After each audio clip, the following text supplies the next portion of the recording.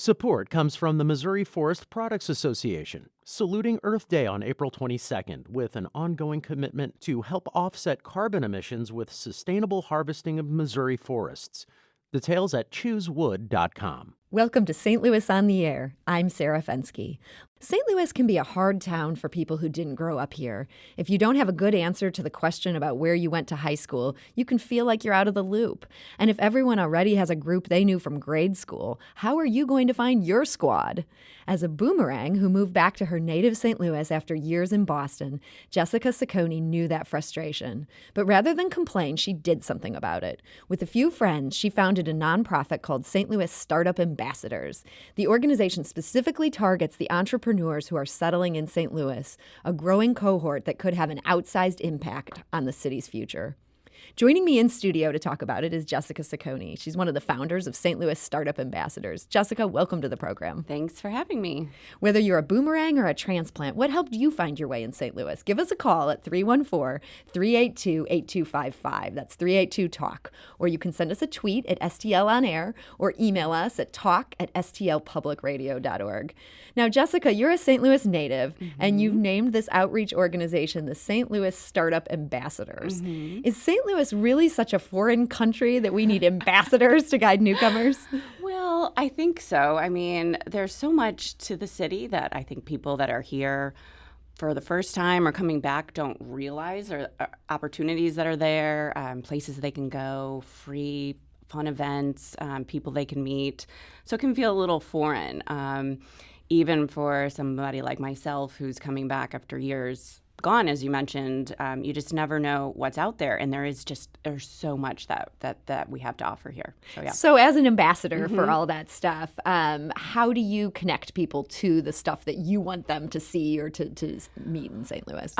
So a variety of things. So in our group, we kind of focus on about a three-pronged approach to guiding people into St. Louis and making those connections not only to each other but to the city. So through educational opportunities, through social activities, and through service. So we do the educational piece, kind of like panels and things like that, over usually at CIC. And then we Sorry, what's TIC? CIC, sorry. The Center for Cambridge Innovation Center. Yeah. In the Cortex area. Yeah, Cortex area. Gotcha. Speaking the lingo, sorry. So I need a translator I know, for this right? ambassadorship. Too many acronyms. But and then the social piece is really about taking people to different events and having some events ourselves. So we kind of tack on to things like the Whitaker Festival at Mobot and bring people there and try to kind of create some connections there, authentic connections, things that are just natural. And outside of that Cortex area, the real, the crux of it. And then also service. So we believe that making a true connection with the city is also by giving back. And I also work for St. Louis University. So that's a big part of our mission there too. So we do different service activities about quarterly. At places like Forest Park or at the American Cancer Society. And it's a really great way to meet and talk to people and have connections and conversations that you wouldn't normally have because you're kind of stuck doing some really great activities and you're giving back too. So you develop that connection. So there's these three different components. And then you're inviting pretty much anybody who is who's new to town and who's in the tech space or in the startup space? So I mean, aside from this, I don't have any like real tech expertise, and I work in communication. So it's really about not just the startups and the people in that ecosystem, but people that want to be supportive to those people as well. So what my colleague at SLU likes to call fangirls, we're fangirls of startups. I just think everything that they do and what they do for our economy in St. Louis is really wonderful. In any way that we can be supportive of them. So really, it's open to anyone, honestly. So on that note, we're joined by somebody who has been a part of this group, and that is Samantha Rudolph, who's the founder of Babyation. Sam, welcome to the show. Thank you. I'm really happy to be here. So Sam, you moved back to St. Louis after years on the East Coast. Tell us a little bit about your journey to get to this point. Sure. So because I'm from St. Louis, I kind of had the bias of growing up here combined with the bias of living on the East Coast. So, poor St. Louis. That's a lot of bias. There was a lot of bias, and I actually feel terribly for whoever sat behind us on our first flight to come pitch to move to St. Louis for an Arch grant. We couldn't have been more snobby, my husband and I. It was embarrassing, truly. And so we got here and we pitched for the opportunity to relocate to St. Louis. For those of you who don't know, Arch Grants provides $50,000 in a grant if you relocate your business to St. Louis for at least 1 year. And it's incredibly competitive. There are people from all around the world. And we, again, thought, of course, we went to an Ivy League school. We've been living in Connecticut, of all places. What could St. Louis have to offer us? And so we got on this airplane and we pitched. And, going back to LaGuardia Airport, we couldn't have been more different. And we were really just biting our nails. I hope we're good enough to get in. Oh my gosh, did you meet so many amazing people? So that's kind of how St. Louis pulled me back. We never intended to live here. And so that first weekend or the period of time that you were here pitching, was it the people that you were excited about, or was it that you were seeing a side of St. Louis you hadn't seen when you were here as a kid? All of the above. Some of the people were just fantastic. They were smart. They were from all over the country, all over the world. And you combine it with the fact that I grew up in Chesterfield. We going, quote unquote, downtown for us was going to a baseball game, maybe going to dinner. That was the extent of my time really past the inner belt. Mm-hmm. So to see downtown St. Louis and to see T-Rex and to see this whole other side of the city that I thought I knew, I needed an ambassador, and I spent 18 years of my life here. Mm-hmm. Yeah, that's kind of amazing that this was a city that I bet you thought you knew, and in just being here for a couple days, you realized you didn't. Now, it was the 1 year thing. You did win the Arch Grant, yes. Spoiler alert. They let us come back. So then you moved to St. Louis, but you've now been here much more than 1 year. We're coming up on 4. So when you first moved, did you think, yeah, we'll try this for a year, or did you know that you wanted to more permanently settle here? Oh, absolutely. We tried it for a year. I think I still haven't updated my LinkedIn profile outside of greater New York City area. We went in with the mentality that this was a year. We were going to see what happened. We were open to it being longer, but we were not prepared to make any promises past the contract that we signed. Now, we talked to Anthony Bartlett, who founded the organization St. Louis Transplants, and we talked to him about the common perception that St. Louis can be difficult for newcomers. Here's what he had to say. I think that people need to have a look at what the difference is between moving to a city like St. Louis that is comprised of mostly natives versus moving to a city and other markets that they've lived in that are comprised of mostly transplants. So I think it's something like 69 or 70% of our population are made up of people who are from here, versus, let's say they move to a Denver or an Austin or an Atlanta or Brooklyn. They're going to be in an environment where almost everybody is like them. They're going to be fellow transplants. So the social piece of integrating into St. Louis is a very big difference that they notice right away. The St. Louisans are very, very friendly, but how in other markets they are able to adapt socially very, very quickly. For example, when they move to a Denver or an Austin, they have invitations to dinner parties right away. When they go out to a restaurant, they wouldn't be the only diners eating alone. And so those people meet one another, integrate, and follow up very, very quickly and very, very differently than a city like St. Louis. That's Anthony Bartlett, who founded St. Louis Transplants, and talking about the idea that because we have fewer transplants here, that it's not always as quick and as easy to make connections. Sam Rudolph, was that the case for you? Absolutely, absolutely.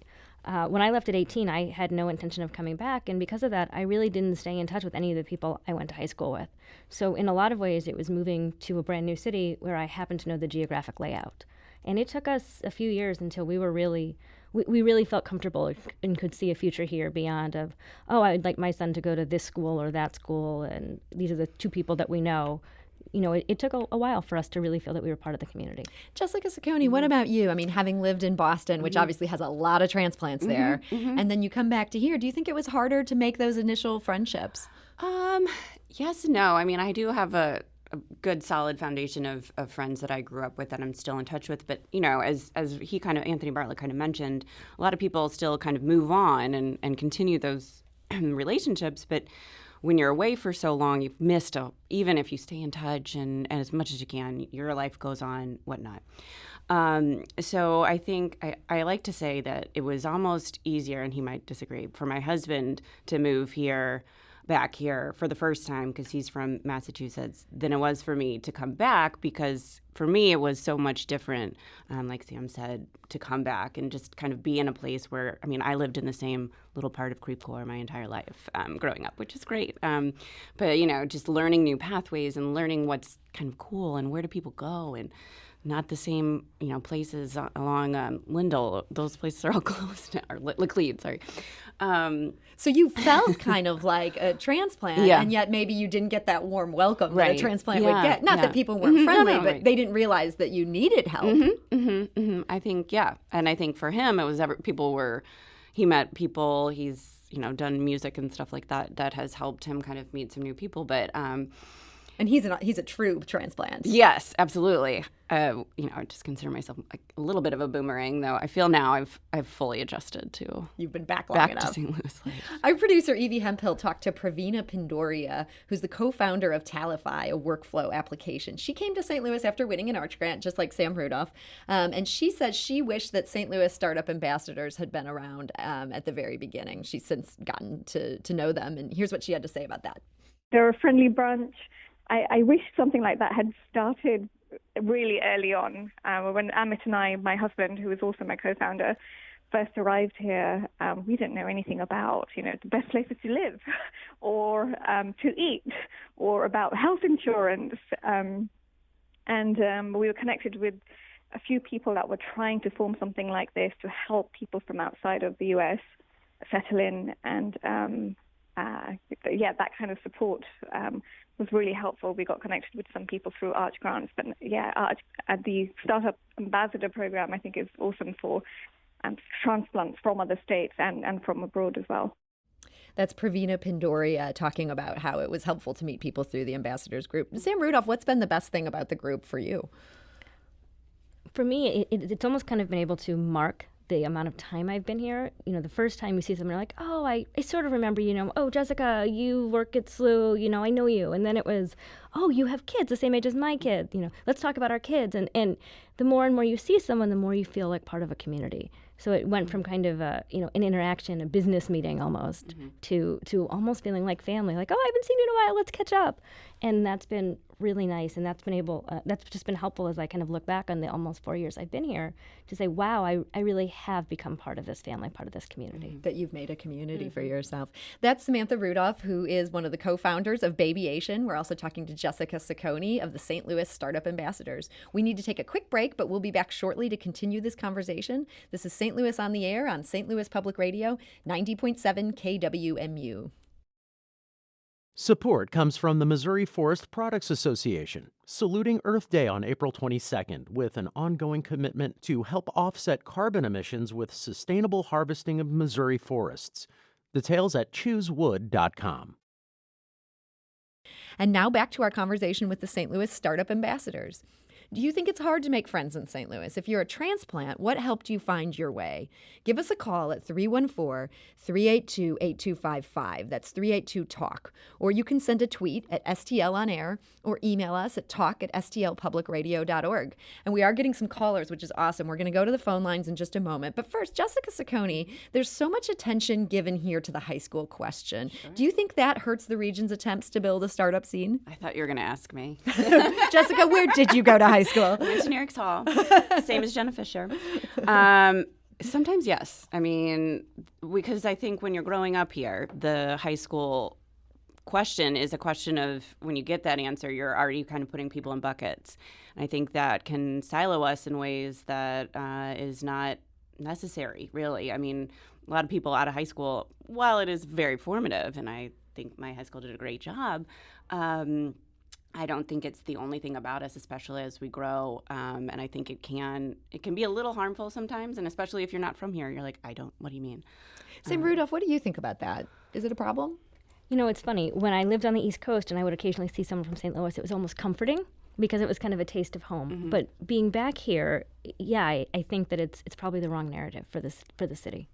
So let's go to the phone lines. We've got Tom calling from Afton. Tom, hi. You're on St. Louis on the Air. Hi, and I called about being a transplant and a tip for transplanting.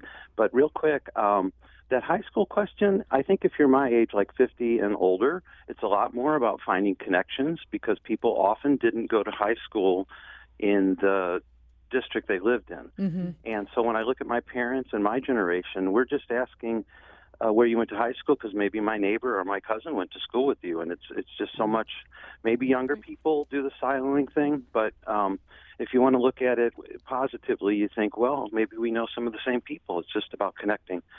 That's a really good point, Tom. Yeah. Thanks. And my tip was that for a while I was pursuing an academic career and I had to move around a lot. The easiest cities that I moved to were Tucson and New York City because there were so many other transplants. And the roughest were Minneapolis and Boston. Those were really hard places to feel connected. And what I learned in Minneapolis was to look for other transplants, especially those who had transitioned well, and start there because it seemed like native Minnesotans just didn't know what to do with somebody who wasn't from there. And I listened to Prairie Home Companion, and I learned about hockey, and I still just didn't fit until I made a conscious choice to develop my friendships with the other transplants that I knew, and that worked out really well. Tom, thank you for that call. I really appreciate that. And I think having myself move to several different cities, I think that's really good advice.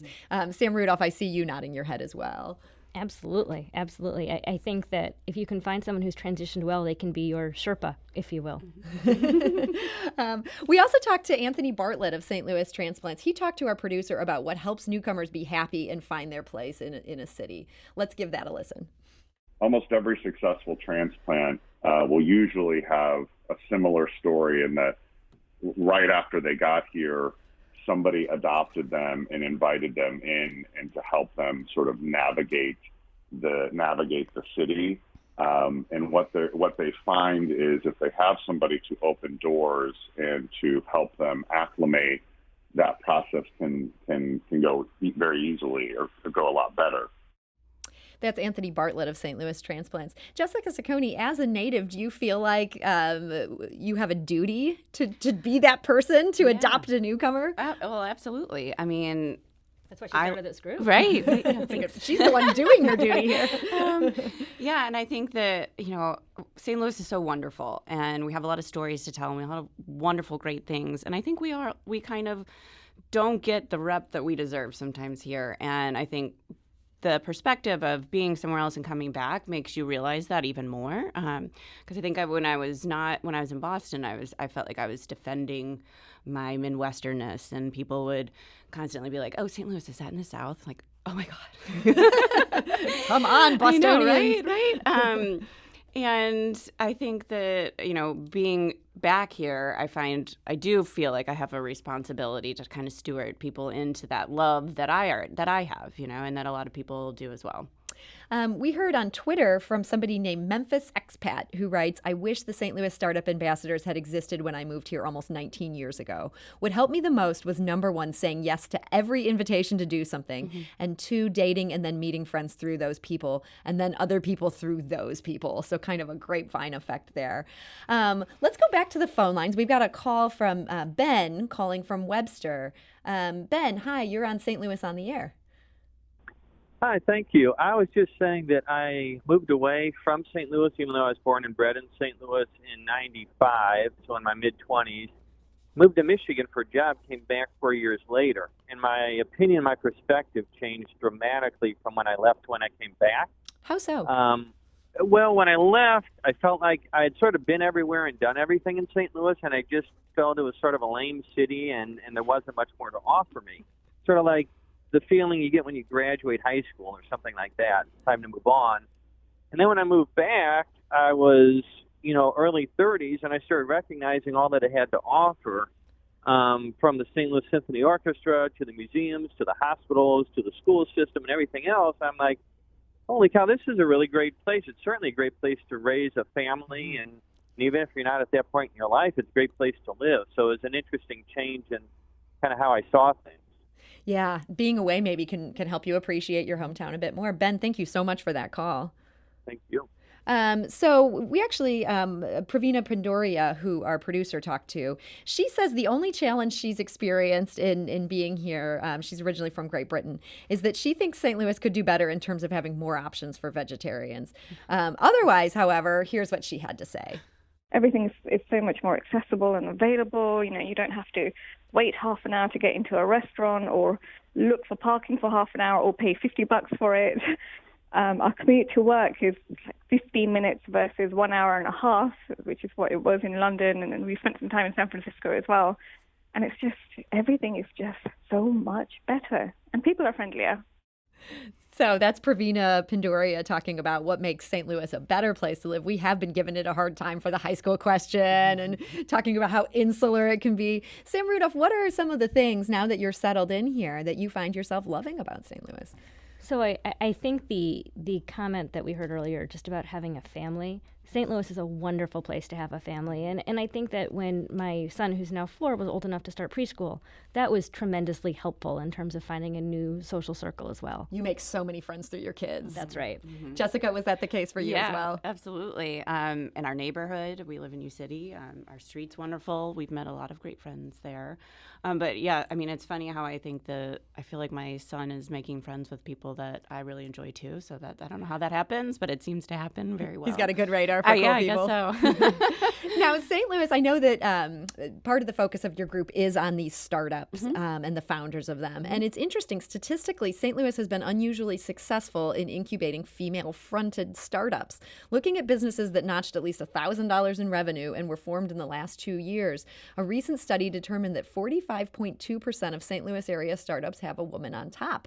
That's 2,726 companies, and they're bringing in $150 million to $500 million in revenue. Sam Rudolph, as somebody who's a female leader yourself, why do you think St. Louis women in particular are doing so well? So I think there's a variety of things. I certainly encountered more sexism on the East Coast than I did in the Midwest, which I would not have expected. Let me put that out there. Yeah. Few people would be more surprised about that than I've been. I think it's a combination of that people are very welcoming. So you hear a lot about how it's sometimes hard to make friends and can be insular. I've not found that in the business side of things. Anyone I want to meet with, for the most part, is willing to meet with me. After you meet with them, they'll connect you within their network. So I found networking locally to be very easy. And, there's a lot of studies that show that women are better networkers than men. So I think that's probably a large part of it. I also think that St. Louis has done, to its credit, a really good job of recognizing some of the flaws and trying to course correct. And I think with that comes really taking a hard look at diversity, both in terms of gender and in terms of background, in terms of ethnicity. And I think that also really shines through. Jessica Ciccone, in terms of your group, is it more women, more men? We might be like a 50-50 split, honestly. It's myself and the president, if you will, is Dave Inkling, who's over at Ander. So he is. So it's a male-female ratio there, and then I think we are pretty much 50-50. Honestly. So that fits it right in with that study saying, where it's saying half of the founders are female. I wonder if maybe also some of the things that make St. Louis easier in terms of having less traffic, being more affordable, women can find ways to balance their life here that are harder than say New York City or on the East Coast. Childcare is certainly more affordable. If that's a factor, that's right there and really clear. Yeah.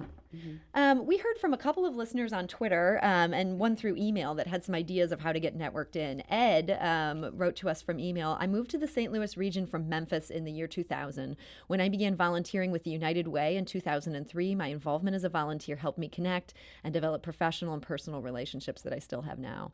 Ryan on Twitter writes, I'm a transplant originally from Sacramento. What really helped me integrate into the Bevo neighborhood was getting involved in the local neighborhood association. I felt warmly welcomed and like I was making a difference in my new city. Jessica Ciccone, is that, I know you guys have sort of pushed that aspect of volunteering.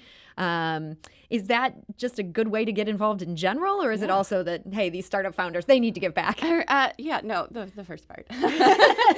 I mean, it's actually how this kind of group that was started. Essentially, I mean, I came to St. Louis and I wanted to get involved in a kind of by serving back, and I got involved with Arch Grants, and then this kind of dovetailed off of that. So I do think that not only will you get connected by, the feeling of giving back, but also, yes, that you will make connections with people on the board or other people there that can help you and give you a place to kind of meet people outside of your, realm of normal. Yeah, and I think there's a lot of ways you can give back.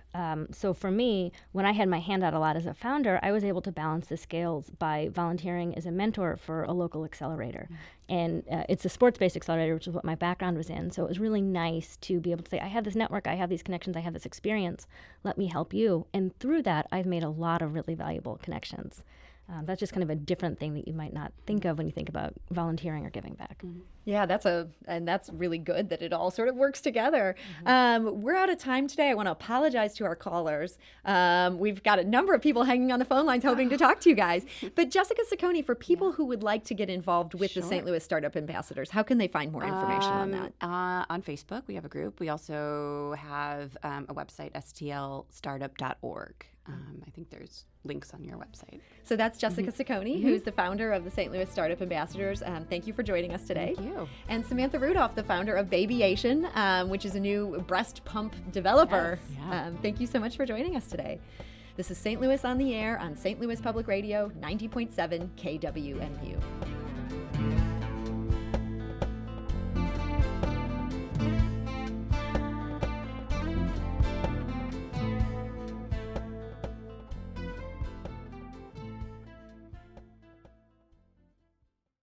Support comes from the Missouri Forest Products Association, saluting Earth Day on April 22nd with an ongoing commitment to help offset carbon emissions with sustainable harvesting of Missouri forests.